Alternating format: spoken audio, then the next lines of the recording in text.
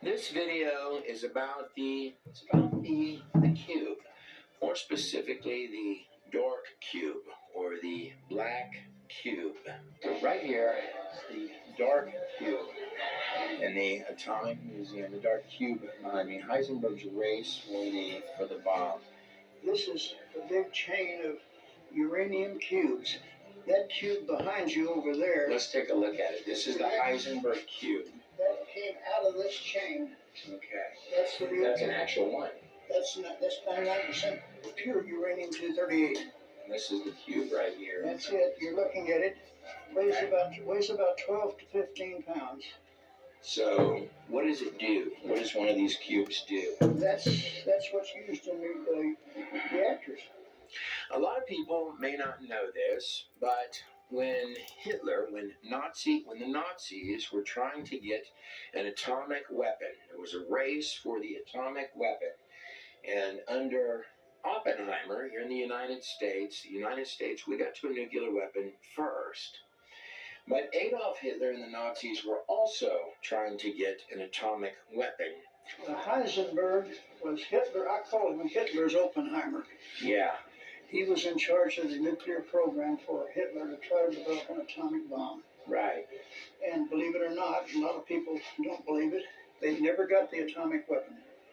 The Germans. The Germans didn't. The Nazis would be aware. The Nazis. And they were using specifically these dark cubes.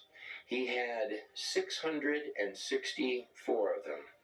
Perhaps he was too short of 666. Just laying it out there. How close was he, Hitler? And here's an image of what he had. He never got this two-chain reaction. Okay. He had 664 of these cubes on it. Yeah. And so this is hanging over a heavy water pit. But he never got a chain reaction. I just noticed here, so he had 664. Maybe he was only too short. That would be 666 if you want. I just found that interesting. Yeah. Now, a cube in and of itself, no matter what color it is just it's just a one of our geometric shapes. A three-dimensional, six-sided geometrical shape. That's what a cube is, all of its own accord. But the cube, if it's a dark cube or a black cube, can, not always, but can be affiliated with the god Saturn, or the sixth planet, just as it is a six-sided cube. Saturn is often interchangeable with the word Satan. Saturn also, if we go all the way back in time, during the times of the Akkadians and the Sumerians, would be affiliated with the god Enki. You had Enlil and Enki, like good cop, bad cop, to the ancient Sumerian Akkadian world, what would later become Babylon. Now, the black cube is seen often popularly in major pieces of artwork in large cities, like here behind me in Manhattan, and other locations, other major cities around the world, like these black cubes. In fact, King Og of Bashan, it's commonly written that his tombstone was a sort of a black, it would have been rectangular, but it would have been essentially a cube. And that black cube had fallen from the sky, like a falling star. Here, pictured behind me, this is a spiritual or claimed meditational or religious spiritual room in the United Nations. In the center of it is a black cube, it's a black cubish object, and it goes to an unnamed god in a kind of a bland trapezoid-shaped room, a black cube for worship at the United Nations. Also, of course, infamously in the endless chain of the Hellraiser movies, the main character, Pinhead, that would come to drag one's soul to hell, then torture them. The nexus between the world of the living and the eternal damnation was with the cube seen in Hellraiser's main character's hands right there. And of course here also is a cubed stone for the Freemasons, the Masonic temples, having the famous compass on it with the letter G, whatever that may stand for, on a cube. And others, most notably such as Islam, they have the Kaaba stone, which they believe takes the sins away, and they walk in circles around the Kaaba stone in Mecca.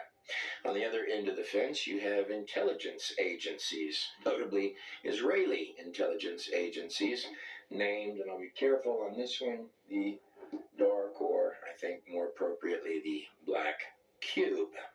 But a cube, though it may in some instances, not all, have just a geometric object, is what it is, one of our three-dimensional geometric objects. A cube may, in many instances, have occult symbolism or pagan symbolism to it, or dimensional. May also have symbolism that goes for the god Saturn, or the sixth planet. But a cube is, in all reality, it's just an object here in our reality, our three-dimensional reality that we live in. Now, a cube, if we were to take a cube and we were to unfold it into a two-dimensional reality, the cube would become, so this is a three-dimensional, a cube, like a Rubik's Cube is a three-dimensional object. It has 9 squares. 9 is another occult number, 3 on each strip. But like the ninth gate, well, if you take a cube, a three-dimensional object with 6 sides, and you were to unfold it into a two-dimensional object, you would, interestingly enough, get a cross. Now, a cross is comprised, this is the symbol of the Christian faith, would be the cross. Another dimensional object. A cross, a cube unfolded, makes into 6 squares. The diametric opposite of a dark cube might be a cross. 1, 2, 3, 4, 5, and 6. Here in my pre-flood book, I have a section that deals, we have sections that deal in these parts of the book with time, consciousness, space, and matter. After all, 6, right there, 6 in Hebrew would be the Vav, or 6, the number of man. In 6 days, God created, no matter what anyone wants to view those days as, in 6 days, God created the heavens and the earth, and on the 6th day, God created man. On the 7th day, God rested. Now, right over here, you have what Salvador Dali portrayed as Jesus on what is called a tesseract right here. A tesseract would be a three-dimensional object unfolded into a fourth-dimensional space. I tend to like the term higher dimensional space more than fourth dimensional, seems very limiting, but the concept is identical, that it's opening up into a higher or a fourth dimensional space. I have on this little chalkboard 2 different characters. So this right here, this is Tom, and this on this side is with the dress on. I only have the color red. This is Sally, and they live in a 2-dimensional world. They live on this piece of erasable chalkboard. Tom and Sally. They are 2-dimensional characters. Now, Tom and Sally in their 2-dimensional world. This is Tom and Sally's world right here. And I live in a 3-dimensional world. I have the benefit of this extra dimension, meaning that I can come up face to face with Tom or with Sally, and they don't even know that I'm there. More than this, if I were to take my finger and pass it through Tom and Sally's world, they would just see a circle open and close. In fact, they would probably only see a line get bigger and smaller. Take that a step further. Tom, he can't even see Sally as she is. You see, when Tom looks over at Sally, all he would see is a straight line. Tom cannot see these extra dimensions that I have the benefit of. In other words, Tom can't even see Sally the way that she is. Which brings up another question, because if God was living in a higher dimension, looking down on us, what are we covered with? What would God see when he looks from his higher dimension down at us? Cube is a three-dimensional object with 6 sides. And these are the dark cubes. And here's the town. The same picture. What he was doing, would it have worked? Yes. Could it have worked? Yes, but he never finished the experiment. It never got to a controlled chain reaction. Mm-hmm. Had he got it first, he would have won the war. Well, we don't know. Well, we don't know that. It would have been closer.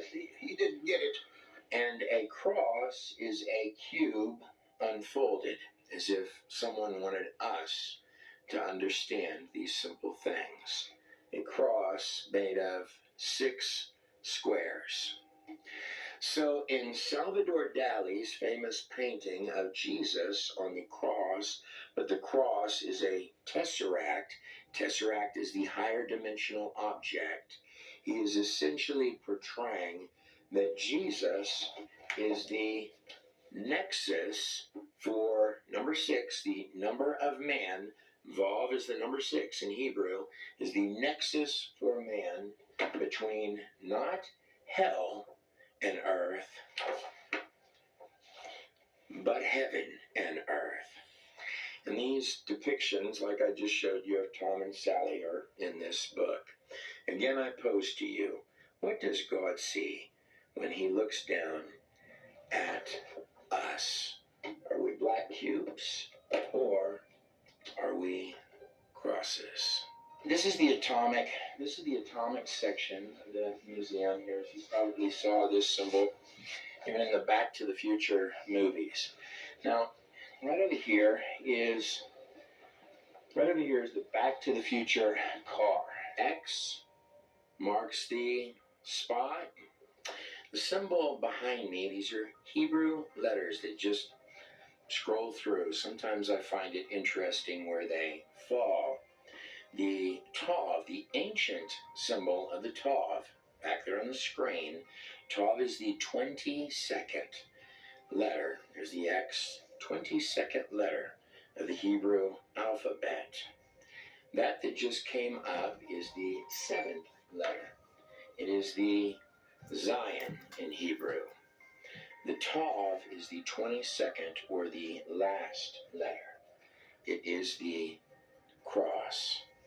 To be very clear what it is that I'm telling you, this behind me, this is modern Hebrew. It's comprised of 22 letters. This language begins, this X-looking symbol back here, this is actually the number 1. That's the Aleph. The Aleph, the number 2 is the Bet. This language behind me, this is where we get the word alphabet, Aleph and the Bet. If we come all the way down to the 22nd letter, it's going to be this symbol down here that in its ancient form will look like this cross. But in its modern form, this symbol right here looks kind of like a doorway, a gateway. And this little dot inside, well, that's actually a yod. A yod is a number 10.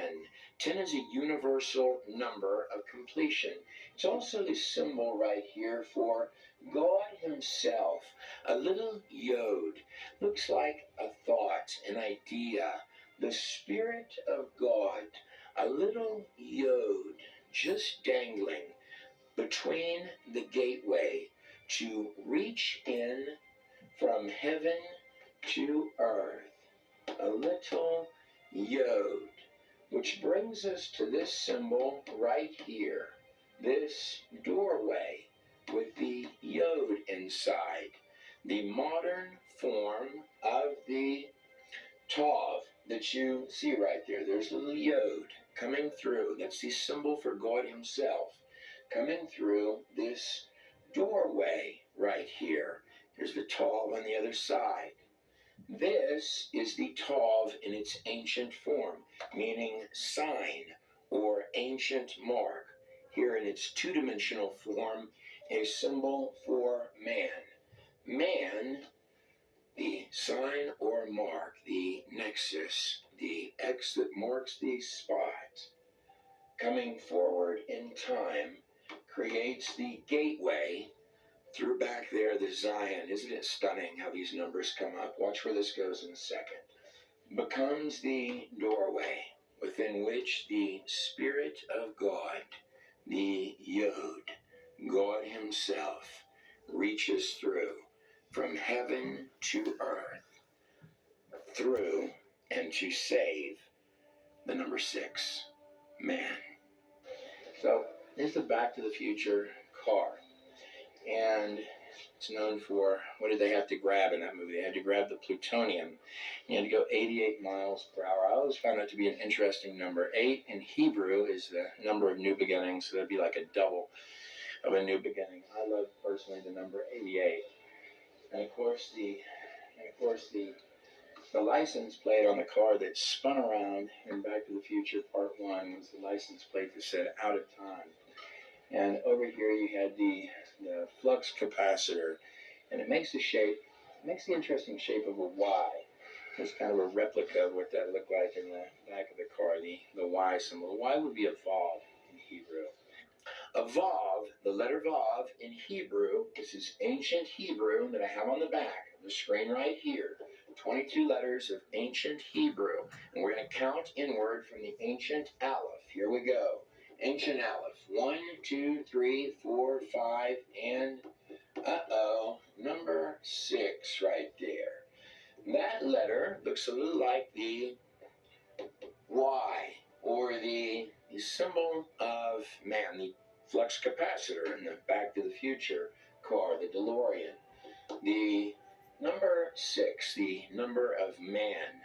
The Vav right there. There's 2 6s. There's my ancient form. Right here is my modern form. If we come from our Y, our flux capacitor that needs to go 88 miles per hour to go forward in time, our Vav, our symbol of the man, the number 6 right here. Well, if we were going forward in time, forward from the cross, and we wanted to pass through this doorway, this gateway within which the Spirit of God dwells. Well, I'd like to take my cross right here, my cross with the number 6, 6 squares on it. And I'd like to take this number 6, and I'd like to only go for the arms of the cross and move my 6 to right up here. You have 7 days in your week. In fact, everything here in our reality, our realm, goes round and round, round and round, round and round. Your clocks, your weeks, your years, your months, your days, round and round. On the 7th day, God rested. On the 6th day, God made man. On the 7th day, God rested. Well, the 8th day is always the new beginning, the number 8. 8 is the day that the Hebrews would circumcise the children on the 8th day. Said that Jesus rose, came out of the tomb on the 8th day, the new beginning. Jesus was crucified on the 6th day, and then put into the tomb. He was in the tomb for the 7th day, just as God rested. And on the 8th day, he would come forth from the tomb. So this would be Friday, he's crucified on the cross. This would be Saturday, the 7th day. And this would be the beginning of the new week. Sunday, the 8th day. So Number 6, right there, crucified on the cross for man. 7th day, going through the tomb. And then on the 8th day, the new beginning, the stone would roll away, opening the doorway within which the Yod, the Spirit of God, would reach through. Now, why don't we just look at that one other way if we're going back and forward in time here. Man, created on the 6th day, the Vav, man is the number 6, passing through the ancient symbol of the Zion on the screen right there, the number 7, and making it to the ancient symbol of the Het, the new beginning. Now the Het, or the number 8, just like there were 8 people that came through that narrow doorway on Noah's Ark, there were 8 people entering a new beginning. Well, the Het right there, that symbol, that's where we today get our infinity symbol. It's from the ancient Het, the number 8 right there. 6, Vav, our flux capacitor, or number of man. Zion, right there, the number of the day of rest. And then 8, right there, the infinity symbol, the gateway, the doorway between heaven and earth, the new beginning. And of course, in Back to the Future, to go back or forward in time, you don't just need the flux capacitor or the vehicle, the man. You also need to throw that puppy in hyperdrive and hit 88 miles per hour to go back in time. So you went from nuclear weapons to concepts that where you're throwing it in gear, and you got to have the electricity to hit the car, energize the flex capacitor, the number Y, hit your 88 miles per hour, and you are going back in time. And of course, the plate said out of time. I want to make it very clear, I love the number 88. The number 8 in Hebrew, the Het, that's the number of new beginnings. It's also where we get our infinity symbol. 2 8s would be like a double portion. The cross came out.